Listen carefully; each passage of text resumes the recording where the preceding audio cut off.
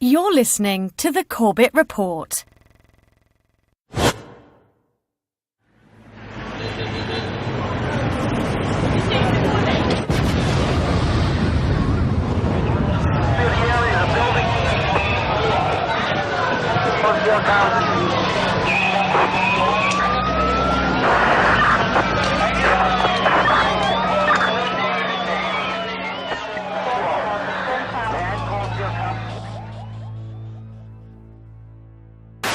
Al-Qaeda terrorist, September the 11th. Al-Qaeda, 9/11 hijackers, jihadist, terrorist organizations. Terror attack. Bin Laden. September 11th. Terrorist. The self-confessed mastermind. Osama bin Laden, the leader of Al-Qaeda. Al-Qaeda. Terrible new terrorist organization. September 11th. Our enemy is a radical network of terrorists and every government that supports them.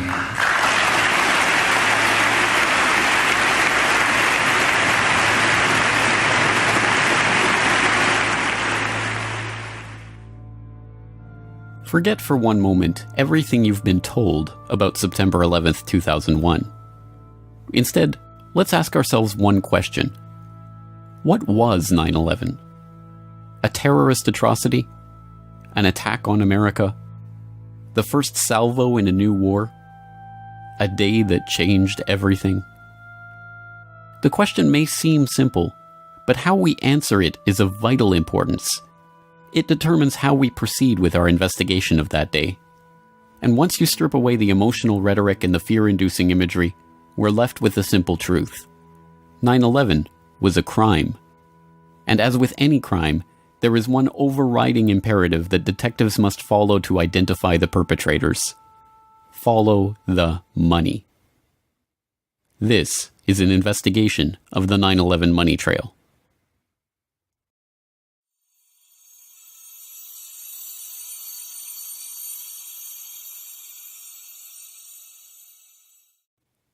In 1998, the Port Authority of New York and New Jersey agreed to privatize the World Trade Center, the complex of office towers in Lower Manhattan that they had owned and operated since their construction in 1973. In April 2001, an agreement was reached with a consortium of investors led by Silverstein Properties, and on July 24, 2001, Larry Silverstein, who already owned World Trade Center Building 7, signed a 99-year lease for the Twin Towers and Buildings 4 and 5. The lease was for $3.2 billion and was financed by a bridge loan from GMAC, the commercial mortgage arm of General Motors, as well as $111 million from Lloyd Goldman and Joseph Kerr, individual real estate investors. Silverstein Properties only put down $14 million of its own money. The deal was unusual in a variety of ways. Although the Port Authority carried only $1.5 billion of insurance coverage on the WTC complex, which earlier that year had been valued at $1.2 billion, Silverstein had insisted on doubling that amount, insuring the buildings for $3.55 billion.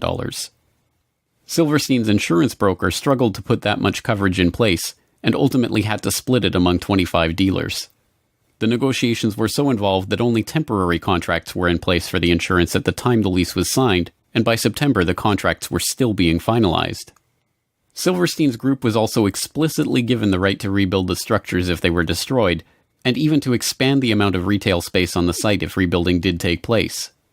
Within hours of the destruction of the Twin Towers on September 11th, Silverstein was on the phone to his lawyers, trying to determine if his insurance policies could construe the attacks as two separate insurable incidents rather than one.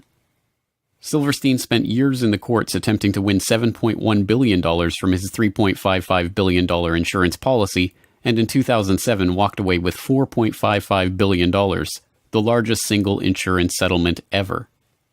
As soon as the deal was announced, Silverstein sued United and American Airlines for a further $3.5 billion for their negligence in the 9/11 attacks, a claim that was struck down by the courts but is still on appeal. Perhaps even more outrageously, in a secret deal in 2003, the Port Authority agreed to pay back 80% of their initial equity in the lease, but allowed the Silverstein Group to maintain control of the site. The deal gave Silverstein, Goldman, and Kerr $98 million of the $125 million they put down on the lease, and a further $130 million in insurance proceeds that were earmarked for the site's rebuilding. In the end, Silverstein profited from the 9/11 attacks to the tune of $4.5 billion and counting. But that's the 9/11 insurance heist you saw. There was a much deeper, more complex, and well-hidden heist that was taking place behind closed doors on September 11, 2001, deep in the heart of the World Trade Center itself. Marsh & McLennan is a diversified risk, insurance, and professional services firm with over $13 billion in annual revenue and 57,000 employees. In September of 2001, 2,000 of those employees worked in Marsh's offices in the World Trade Center. Marsh occupied floors 93 to 100 of the North Tower, the exact area of the impact and explosion.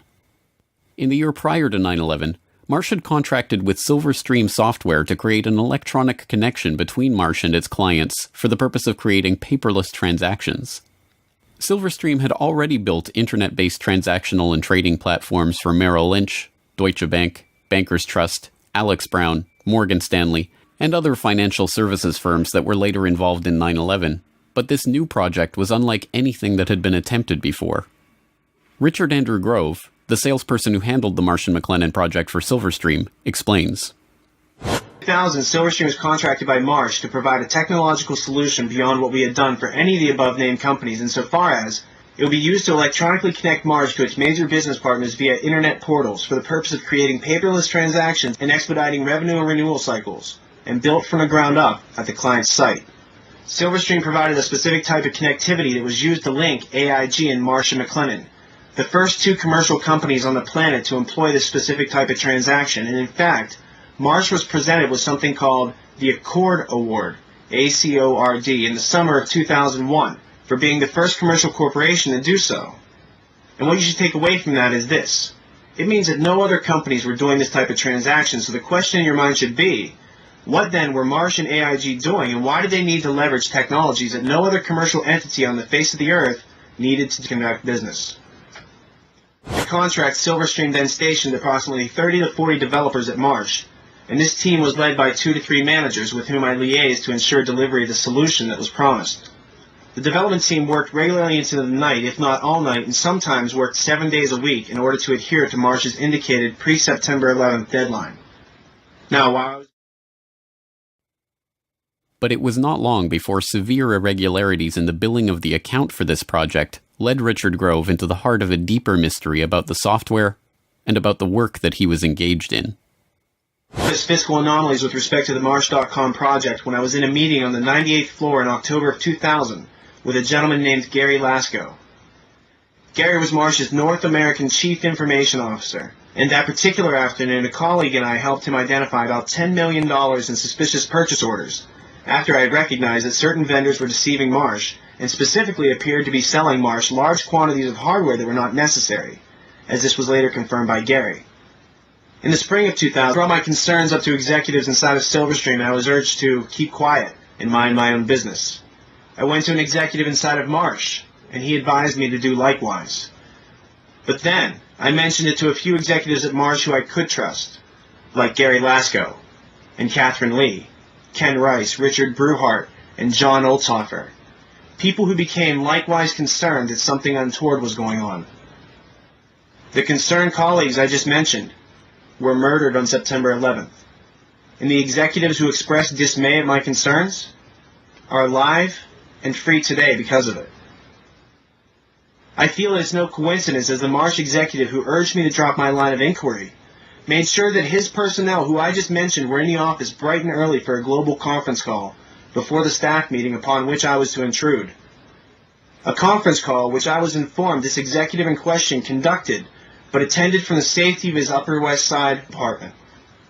Although in getting The global conference call with Marsh's IT staff on the morning of 9/11, a meeting that included the staff who were investigating the suspicious billing on the Silverstream deal, was confirmed in a 2006 interview with Marsh's then Chief Information Officer, Ellen Clark. Richard Grove had been asked to attend the meeting, but was stuck in traffic on the way to the towers when the attack began. His friends at Marsh were not so lucky. 294 Marsh employees, including all of the participants in the conference call in the North Tower, died that morning. Meanwhile, the Marsh executive who had scheduled the meeting, the same one who had asked Grove to drop the issue of the billing anomalies, was safe in his apartment, attending the meeting via telephone. So what was the Marsh.com project really about? Why was it so important for it to be finished before September 11th? And what kind of transactions did it enable? More importantly, what information was lost when the data center on the 95th floor of the North Tower suffered a direct hit on 9/11 and the buildings were demolished? A partial answer comes from reports that emerged in late 2001 that a German firm, Convar, had been hired to reconstruct financial data from the hard disks recovered at Ground Zero. The firm talks about this work in its promotional videos. September the 11th, 2001. The whole world is in shock following the attacks on the World Trade Center. Convar has some solutions to offer.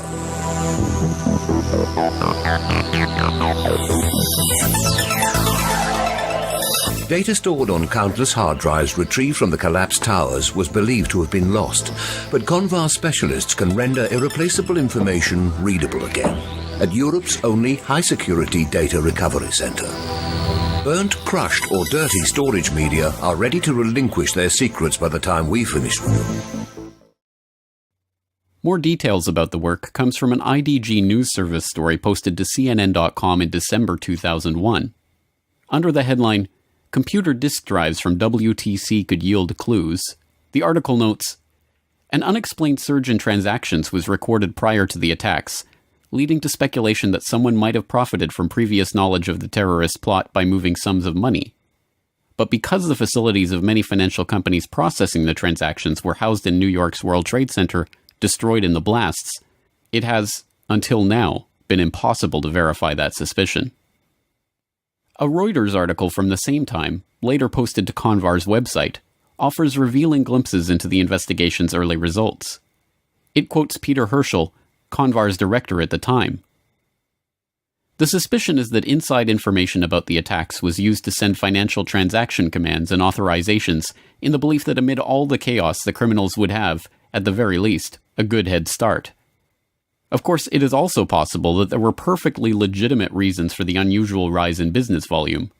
It could turn out that Americans went on an absolute shopping binge on that Tuesday morning. But at this point, there are many transactions that cannot be accounted for. Not only the volume, but the size of the transactions was far higher than usual for a day like that. There is a suspicion that these were possibly planned to take advantage of the chaos." It also quotes Richard Wagner, one of the company's data retrieval experts. "There is a suspicion that some people had advanced knowledge of the approximate time of the plane crashes in order to move out amounts exceeding $100 million. They thought that the records of their transactions could not be traced after the mainframes were destroyed." Was the revolutionary electronic trading link between AIG and Marsh being used to funnel money through the World Trade Center at the time of the attack? Were the attack perpetrators hoping that the destruction of Marsh's data center, on the 95th floor at the dead center of the North Tower explosion, would conceal their economic crime? One piece of corroborating evidence for the idea comes from author and researcher Michael Rupert, who reported in 2004 that immediately before the attacks began, computer systems in Deutsche Bank, one of Silverstream's other E-Link clients, had been taken over from an external location that no one in the office could identify. Within, I would guess, I'd have to go back and look at the book, but it was no more than a week after the attacks. I was being contacted by a lot of people from inside official sources who were raising a lot of questions. This one particular person was extremely credible. They absolutely convinced me they had been an employee of Deutsche Bank in the Twin Towers. And they told me very clearly that in the moments right before the attacks and during the attack, there was a 40-minute window between the time the first plane struck the World Trade Center and the second plane, that Deutsche Bank's computers in New York City had been taken over, absolutely co-opted and run. There was a massive data purge, a massive data download, and all kinds of stuff was moving. And what this person said very clearly was that no one in the Deutsche Bank offices in the towers at the time had the ability to prevent what was going on from any of their terminals. Sadly, no answer to the questions raised by these accounts is forthcoming from Convar. After the initial reporting on the investigation, which noted that the company was working with the FBI to recover and analyze the data, Convar now refuses to talk about the information they discovered. Is it true that large amounts of money were transferred illegally out of the World Trade Center on the morning of 9/11, just before the attacks? If you would look on the website, I would say yes. Because that was the information from a previous release. If you would ask me today, I would need to tell you that I could not give you any additional information about that. I'm really sorry. At the time of 9/11, Marsh's chief of risk management was Paul Bremer, the former managing director of Kissinger and Associates, who went on to oversee the U.S. occupation of Iraq. On the morning of 9/11, he was not in his office at Marsh & McLennan, but at NBC's TV studio, where he was delivering the official story of the attack. It's Paul Bremer. I want to make sure I'm getting your name right because I'm just meeting you just at this moment. You're a terrorism expert, counterterrorism. I hope, and can talk to us a little bit about who could. I mean, there are a limited number of groups who could be responsible for something of this magnitude. Yes, this is a very well planned, very well coordinated attack, which suggests it's very well organized centrally, and there are only 3 or 4 candidates in the world, really, who could have conducted this attack. Bin Laden comes to mind right away, Mr. Bremer. Indeed, he certainly does. Bin Laden was involved in the first attack on the World Trade Center, which had as its intention doing exactly what happened here, which was to collapse both towers. He certainly has to be a prime suspect, but there are others in the Middle East, and there are at least 2 states, Iran and Iraq, which should at least remain on the list of potential suspects. What kind of... I don't recall anything like this. Pearl Harbor happened a month before I was born, and I hear my parents talk about that as a seminal event in their lives all the time. I am not aware of anything like this in the United States before. Americans are now, I think it's fair to say, really scared. Should we be? This is a day that will change our lives, isn't it? It is a day that will change our lives. It's a day when the war that the terrorists declared on the United States, and after all, they did declare war on us, has been brought home to the United States in a much more dramatic way than we've seen before. So it will change our lives.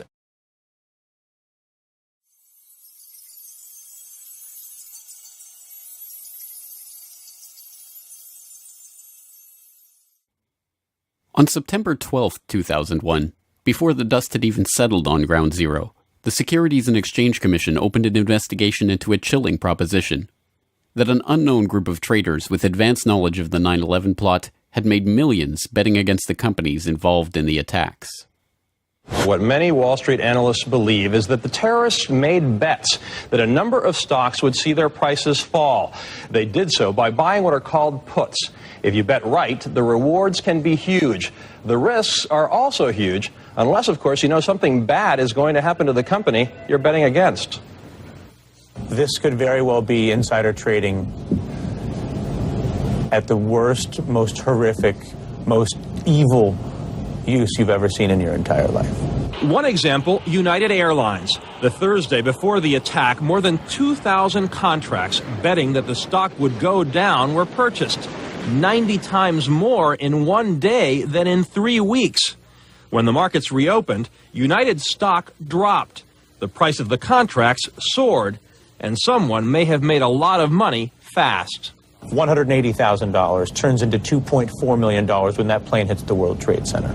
It's almost the same story with American Airlines. That's a 5-fold increase in the value of what was a $337,000 trade on Monday.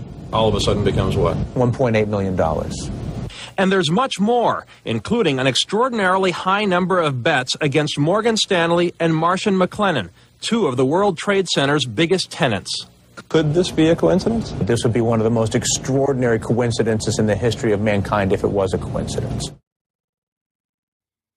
Although the put options on American and United Airlines are usually cited in reference to the 9/11 insider trading, these trades only represent a fraction of the suspicious trades leading up to the attack. Between August 20th and September 10th, abnormally large spikes in put option activity appeared in trades involving dozens of different companies whose stocks plunged after the attack, including Boeing, Merrill Lynch, JP Morgan, Citigroup, Bank of America, Morgan Stanley, Munich Re, and the AXA Group. Traders weren't just betting against the companies whose stocks dove after 9/11, however. There was also a 6-fold increase in call options on the stock of defense contractor Raytheon on the day before 9/11. The options allowed the traders to buy Raytheon stock at $25, within a week of the attack, as the American military began deploying the Raytheon-supplied Tomahawk missiles they would eventually use in the invasion of Afghanistan, the company's share price had shot up 37% to over $34. The SEC weren't the only ones interested in this particular 9/11 money trail either. Investigations into potential insider trading before the attacks were opened by authorities around the globe, from Belgium to France to Germany to Switzerland to Japan. It wasn't long before this global financial manhunt started yielding clues on the trail of the terror traders. On September 17th, Italian Foreign Minister Antonio Martino, addressing Italian Consob's own investigation into potential 9/11 trading, said, "I think there are terrorist states and organizations behind speculation on the international markets." By September 24th, the Belgian finance minister was confident enough to publicly announce Belgium's strong suspicions that British markets may have been used for transactions. The president of Germany's central bank was the most adamant. "What we found makes us sure that people connected to the terrorists must have been trying to profit from this tragedy." These foreign leaders were not alone in their conviction that insider trading had taken place. University of Chicago finance professor George Constantinides, Columbia University law professor John Coffey, Duke University law professor James Cox, and other academics, as well as well-known options traders like John Najarian, all expressed their belief that investors had traded on advanced knowledge of the attacks. The scale of the SEC investigation was unprecedented, examining over 9.5 million securities transactions, including stocks and options in 103 different companies trading in 7 markets, 32 exchange-traded funds, and stock indices. The probe drew on the assistance of the legal and compliance staff of the 20 largest trading firms and the regulatory authorities in 10 foreign governments. The Commission coordinated its investigation with the FBI, the Department of Justice, and the Department of the Treasury. The results of this investigation? We have not developed any evidence suggesting that those who had advanced knowledge of the September 11th attacks traded on the basis of that information. Although this sounds like the investigation did not find evidence of insider trading, a second look reveals the trick. They are not saying that there was no insider trading, only that there is no evidence that those who had advanced knowledge of the September 11th attacks participated in such trading. But this begs the question, who had that advanced knowledge, and how did the SEC determine this? The 9/11 Commission report begs the question even more blatantly in their treatment of the anomalous put option activity on United Airlines stock on September 6th. 95% of the puts were placed by a single US-based institutional investor with no conceivable ties to Al-Qaeda. Again, it is taken as a foregone conclusion that a lack of ties to Al-Qaeda means there could not have been advanced knowledge of the attack, even if the evidence shows that insider trading took place. To be sure, insider trading almost certainly did take place in the weeks before 9/11. Although some have used the Commission report to conclude that the story was debunked, the intervening years have seen the release of not one, not two, but 3 separate scientific papers concluding with high probability that the anomalous trading was the result of advanced knowledge. In Unusual Option Market Activity in the Terrorist Attacks of September 11, 2001, University of Chicago professor Alan Podeshman concluded, "Examination of the option trading leading up to September 11th reveals that there was an unusually high level of put buying. This finding is consistent with informed investors having traded options in advance of the attacks." In Detecting Abnormal Trading Activities in Option Markets, researchers at the University of Zurich used econometric methods to confirm unusual put option activity on the stocks of key airlines, banks, and reinsurers in the weeks prior to 9/11. And in Was There Abnormal Trading in the S&P 500 Index Options prior to the September 11th attacks, a team of researchers concluded that abnormal activity in the S&P Index Options market around the time of the attack is consistent with insiders anticipating the 9/11 attacks. The only question, then, is who was profiting from these trades, and why was no one ever indicted for their participation in them? One lead is pursued by researcher and author Kevin Ryan. In Evidence for Informed Trading on the Attacks of September 11th, he examines an FBI briefing document from 2003 that was declassified in 2009. It describes the results of FBI investigations into 2 of the pre-9/11 trades that the Bureau had identified as suspicious, including the purchase of 56,000 shares of Stratesec in the days prior to 9/11. Stratesec provided security systems to airports, including, ironically, Dulles Airport, as well as the World Trade Center and United Airlines, and saw its share price almost double when the markets reopened on September 17, 2001. The trades traced back to a couple whose names are redacted from the memo, but are easily identifiable from the unredacted information. Mr. and Mrs. Wirt D. Walker III, a distant relative of the Bush family and business partner of Marvin Bush, the president's brother. The document notes that the pair were never even interviewed as part of the investigation because it had revealed no ties to terrorism or other negative information. In addition to begging the question, this characterization is provably false, as Ryan noted in a conversation with financial journalist Lars Schall. Wirt Dexter Walker at Stratesec hired several people from a company called the Carlyle Group. And the Carlyle Group had bin Laden family members as investors. Also, Wirt Walker's fellow director, James Abrahamson, was a close business associate of a man named Mansour Ijaz, a Pakistani businessman. And Mansour Ijaz claimed to be able to contact Osama bin Laden on multiple occasions. So there does seem to be some circumstantial evidence indicating that these people were connected to al-Qaeda, at least to the point where we should investigate. And isn't it true that also some members of the bin Laden family were actually in Washington at a gathering of the Carlyle Group on 9/11? That's true. The Carlyle Group had a meeting at the Ritz-Carlton Hotel in Washington on September 11th, and present there were former President George H.W. Bush, James Baker, and the brother of Osama bin Laden. I believe his name was Salem. I can't recall his exact name. But they were there, investors from the bin Laden family, meeting with Carlyle Group representatives in Washington on September 11th.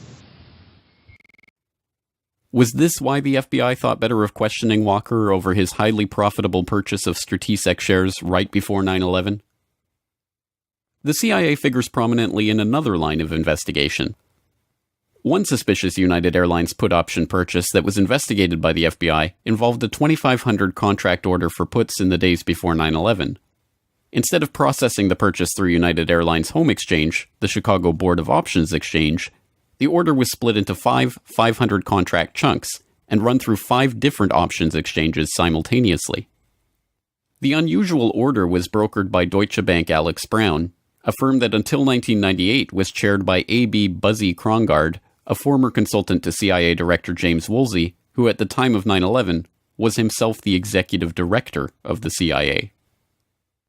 So right after the attacks of 9/11, the name Buzzy Krongard surfaced, and it was instant research that revealed that Buzzy Krongard had been allegedly recruited by CIA Director George Tenet to become the executive director at CIA, which is the number 3 position right before the attacks.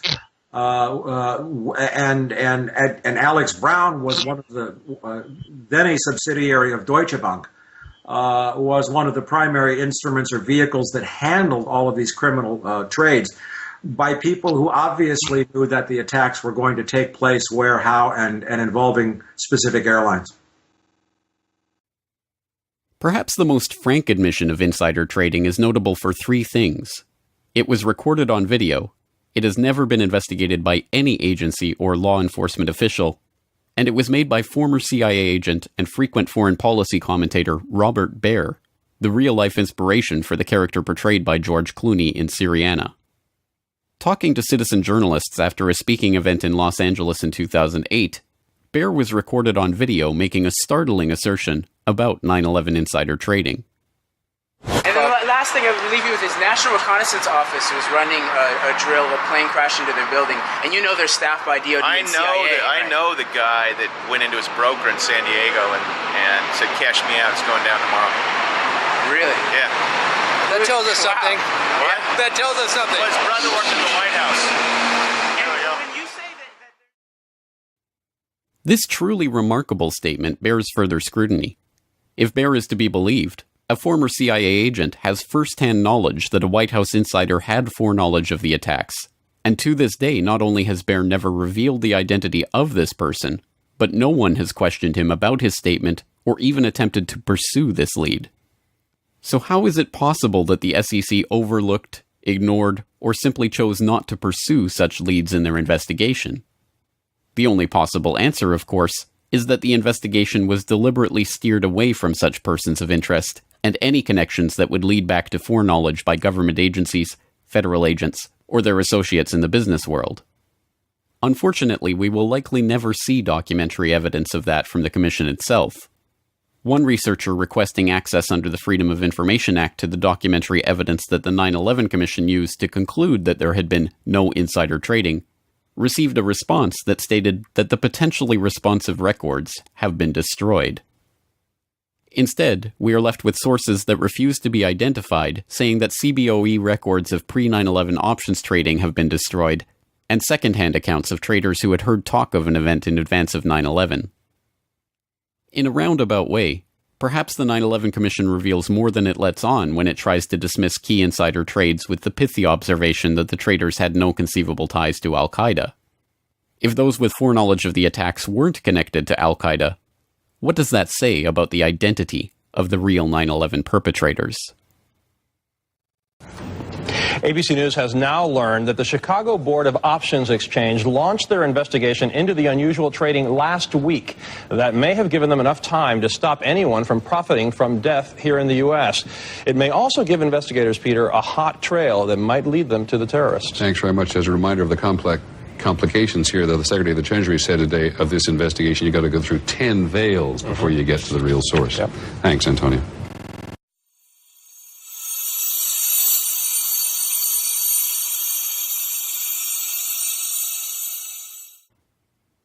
P-Tech was a Quincy, Massachusetts-based company specializing in enterprise architecture software, a type of powerful computer modeling program that allows large-scale organizations to map their systems and employees and to monitor them in real time. The person running this software has a god's-eye view of processes, personnel, and transactions, and even the ability to use this data to foresee problems before they happen and to intervene to stop them from happening. As a senior consultant working on risk management for JP Morgan at the time of 9/11, Indira Singh was looking for exactly this type of software to implement the bank's next-generation risk blueprint. In her search for the ultimate risk management software, P-Tech's name was floated as the best candidate for the task. I had a good life. I did risk at JP Morgan Chase. Just to take a break from all the heavy stuff, what I do was to devise a way to monitor everything going on in a very large company to stop big problems from happening. There's that little cloud there and my very bizarre picture of how I think about this problem. I am a person who was merging two disciplines, risk management and something called enterprise architecture, which is fairly esoteric, but at the end of the day, we seek to prevent large problems from happening anywhere in a large global enterprise. At JP Morgan, I was working on the next generation risk blueprint, which is all about how to prevent these things from happening. Bad business practice, such as money laundering, road trading, and massive computer failures, anything you could imagine would go wrong. I had a lot of leeway consulting as a senior risk architect to think out of the box and actually get my ideas implemented. I was funded out of a strategic fund. I reported to the directors, and I was pretty happy. JP Morgan thought very highly of me, and they were thinking of funding, in conjunction with my project in DC, the next generation risk software. What I needed to do, what I did, was a really smart piece of software. Really, really smart. Its job would be to think about all the information, and this is where you may connect a dot. The job of this software would be to think about all the information that represented what was going on in the enterprise at any given time as bank business was being transacted worldwide. For example, it would be a surveillance software that would look for trading patterns that indicated someone was up to no good, and then do something about it. Send a message somewhere, send the transaction information somewhere, perhaps shut their system down, perhaps shut another system down, perhaps start something else up elsewhere. This kind of capability is very, very essential in today's world. However, this kind of software is not found in Microsoft or not even in IBM. A small group of very esoteric software companies make this kind of enterprise software, and it is very pricey. So you can't afford to pick wrong. And I asked all my colleagues who are industry gurus what would they recommend for this. My buddies recommended P-TECH. Indeed, it's not difficult to see why P-TECH came so highly recommended.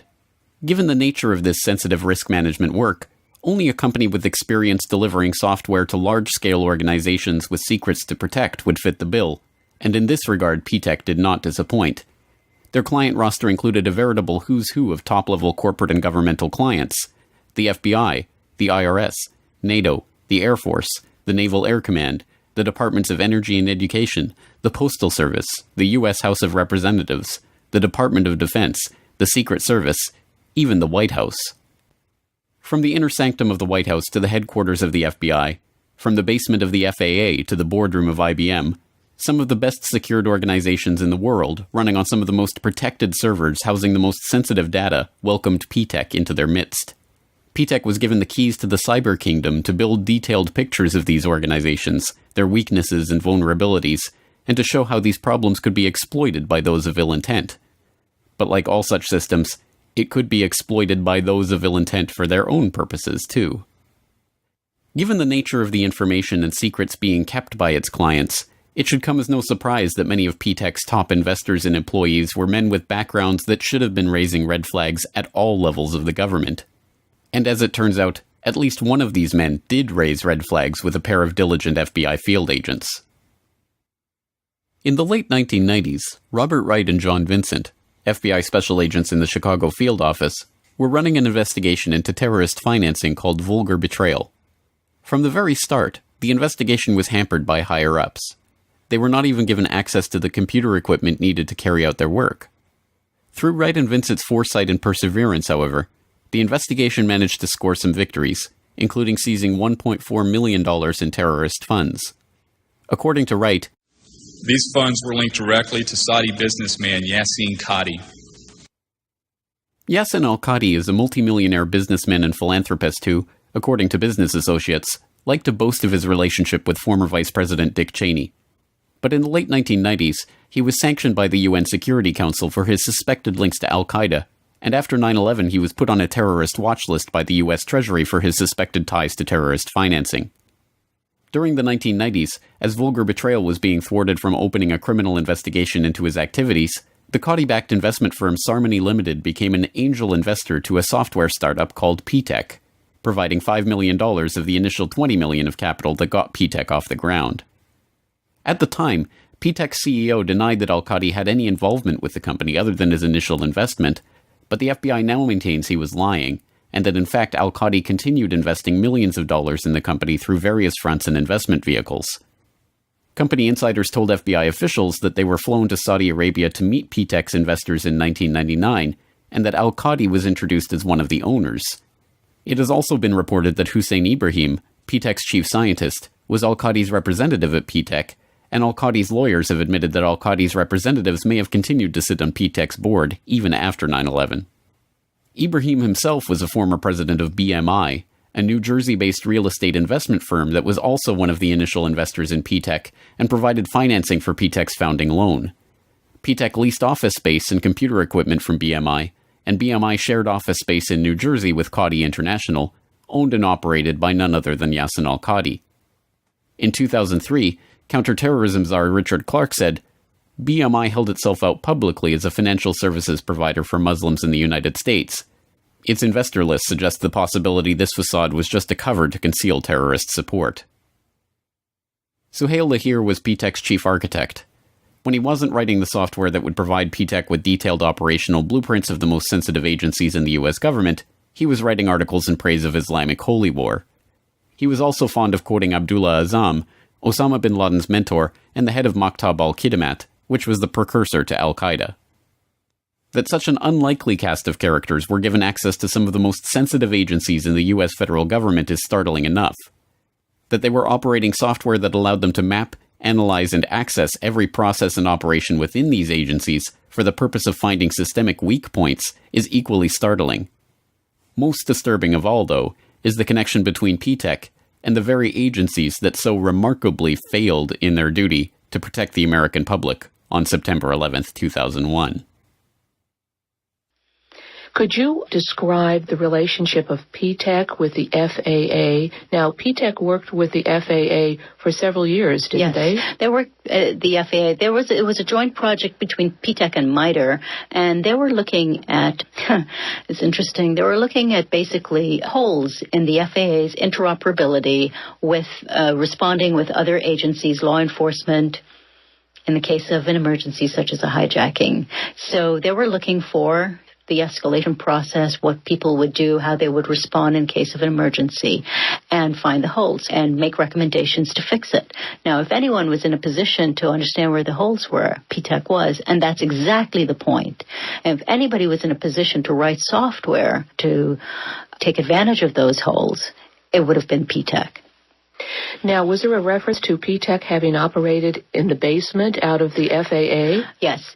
Now, typically, because the scope of such projects are so overarching and wide-ranging, when you are doing an enterprise architecture project, you pretty much have access to how anything in the organization is being done, where it's being done, on what systems, what the information is, and you pretty much have carte blanche. If it's a major project that spans several years, the team that comes in has literally access to almost anything that they want because you're operating on a blueprint level, on a massive scale. So, yes, they were everywhere, and I was told that they were in places that required clearances.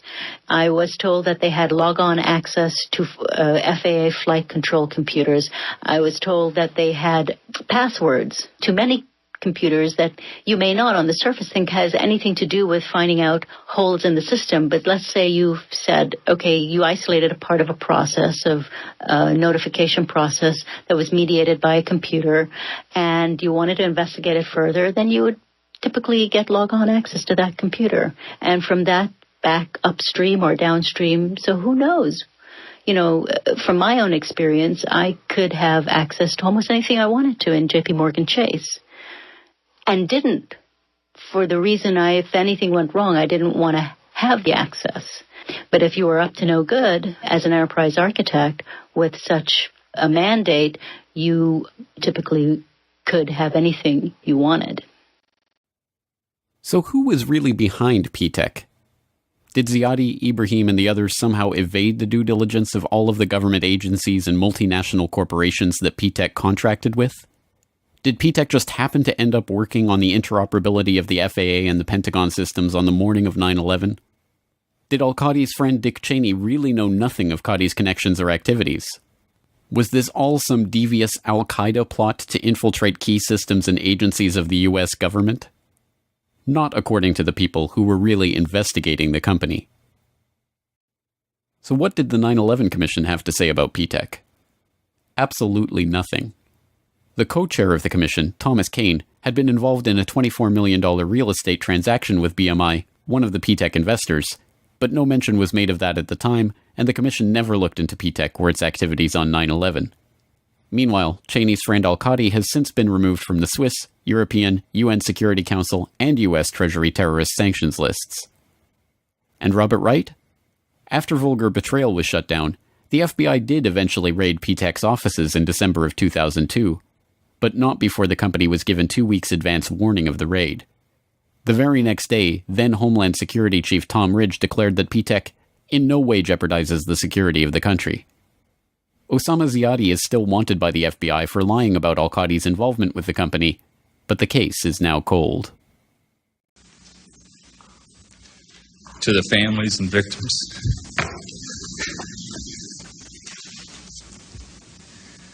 of September 11th, on behalf of John Vincent, Barry Carmody, and myself, we're sorry.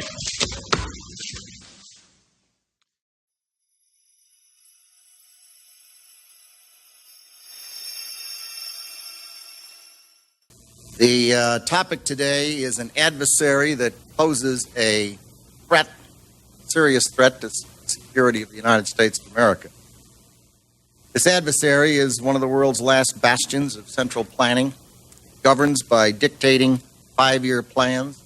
From a single capital, it attempts to impose its command across time zones, continents, oceans, and beyond. With brutal consistency, it stifles free thought and crushes new ideas. It disrupts the defense of the United States and places the lives of men and women in uniform at risk. On September 10th, 2001, Defense Secretary Donald Rumsfeld declared a new war. Not a war on a shadowy terrorist organization in Afghanistan, or even a war on terror itself, but a war on the Pentagon. The adversary is closer to home. It's the Pentagon bureaucracy. Perhaps it is no surprise that Rumsfeld felt compelled to declare a war on the Pentagon's bureaucracy.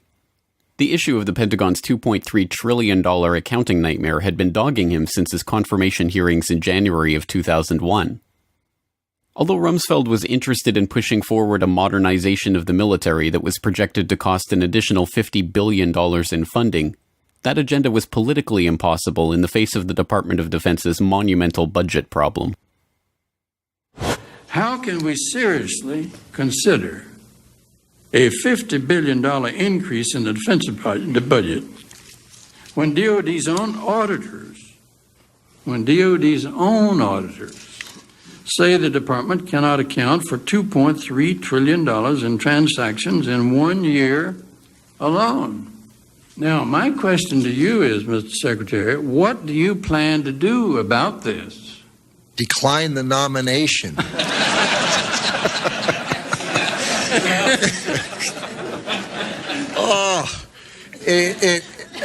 Senator, I have heard... I don't want to see you do that. We'll stand adjourned in that case. Senator, I have heard some of that and read some of that, that the department is not capable of auditing its books. It is... I was going to say terrifying. Terrifying only begins to describe the problem. The Department of Defense's own Inspector General report for fiscal year 1999 noted that the Defense Finance and Accounting Service had processed $7.6 trillion of department-level accounting entries in that year. Of that amount, only $3.5 trillion could be properly accounted for. $2.3 trillion in transactions were fudged to make entries balance, run through without proper documentation, or made up entirely.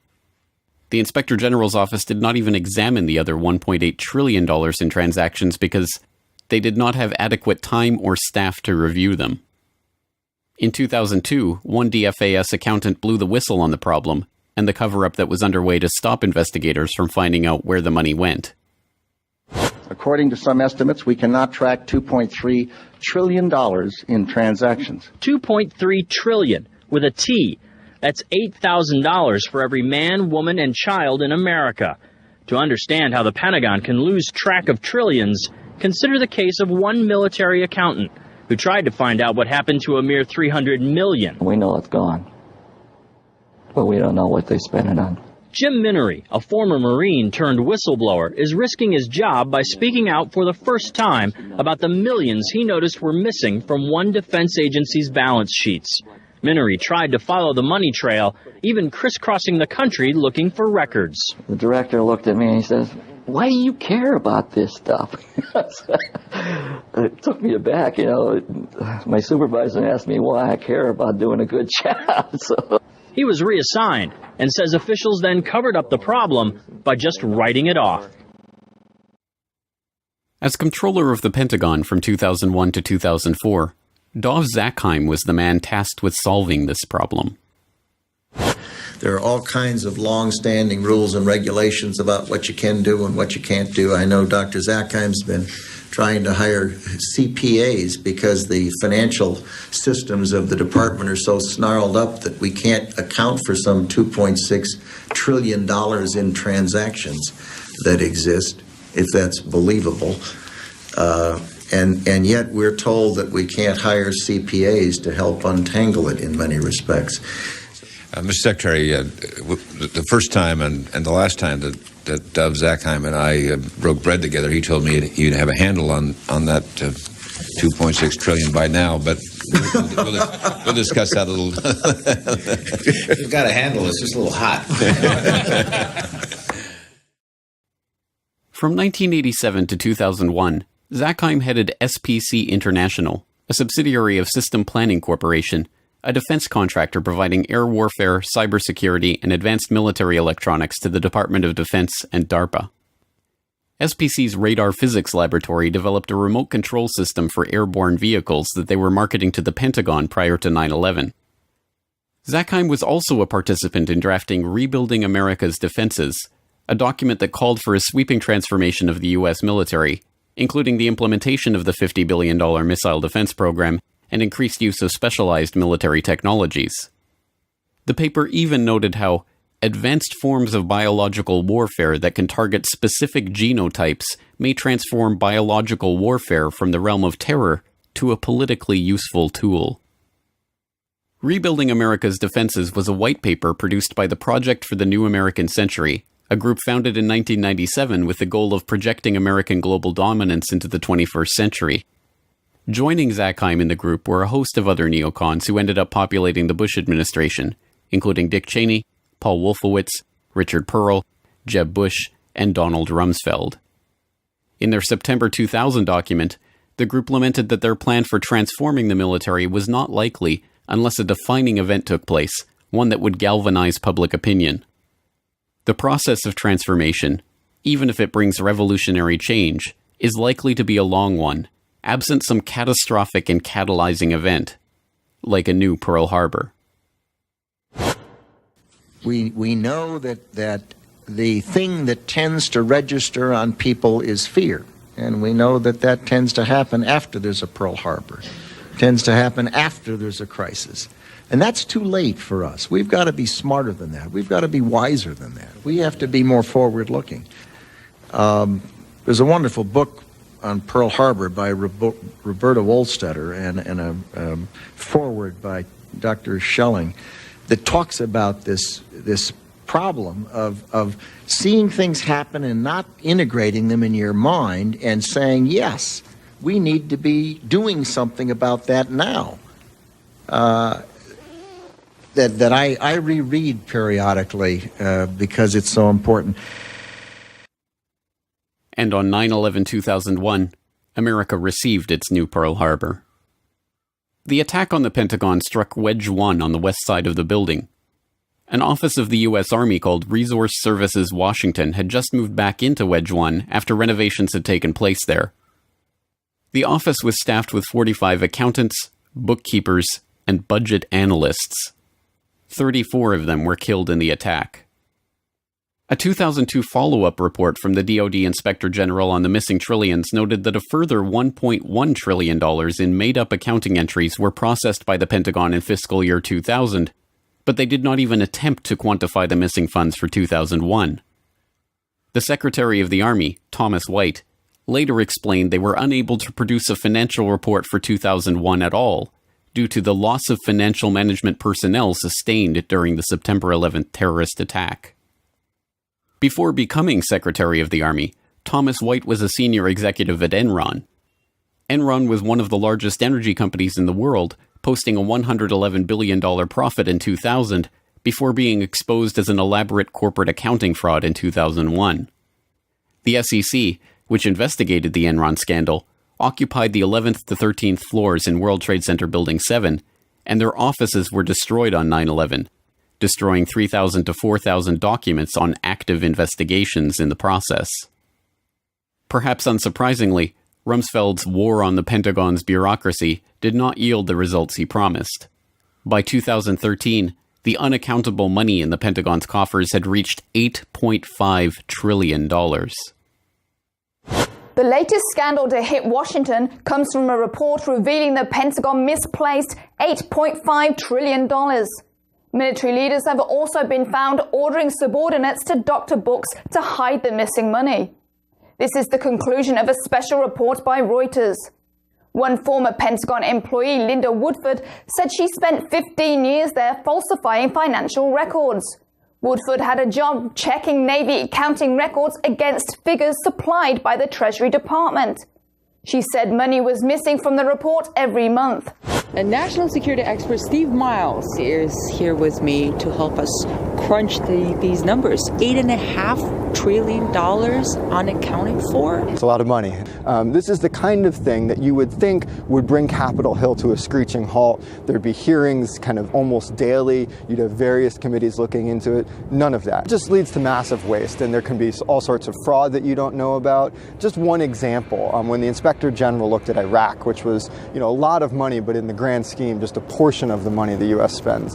What they found was about $50 billion of the money the U.S. spent there was wasted, and about $6 billion was completely lost. They had no idea where it went. It was completely unaccounted for. But put that in perspective, that's about this amount of money that other countries would spend on their defense in a year total. And that's just the loose pocket change that we lost in the couch.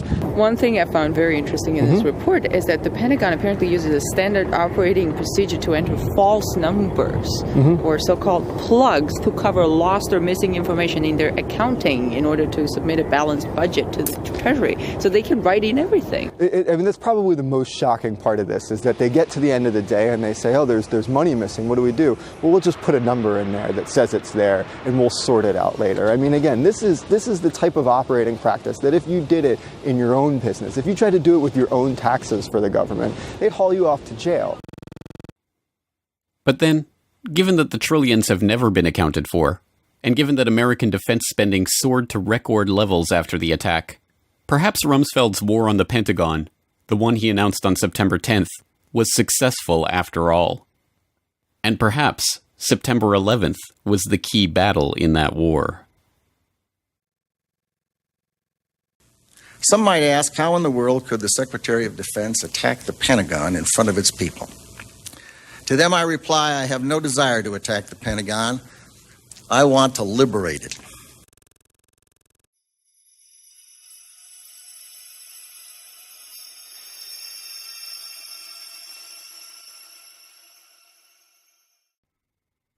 Insurance scams and insider trading, electronic fraud and vulgar betrayal, missing money and evidence destroyed.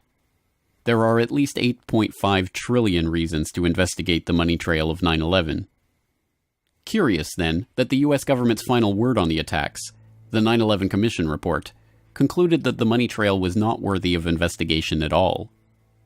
In Chapter 5 of the report, the Commission noted, "To date, the U.S. government has not been able to determine the origin of the money used for the 9/11 attacks.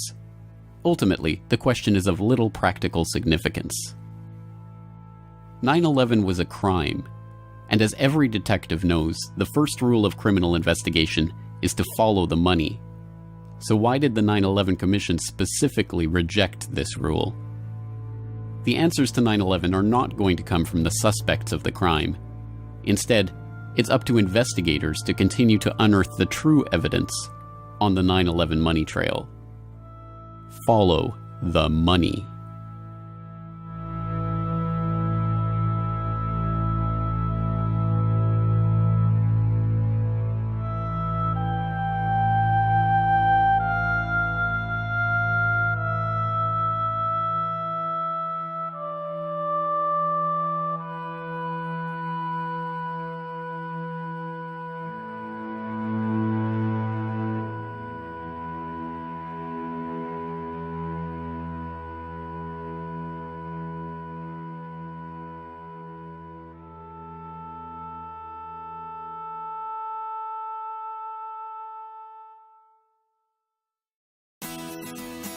The Corbett Report is brought to you by the Corbett Report subscriber, a weekly newsletter featuring James Corbett's International Forecaster editorial, recommended reading and viewing, discounts on Corbett Report DVDs, and once a month, a subscriber-only video.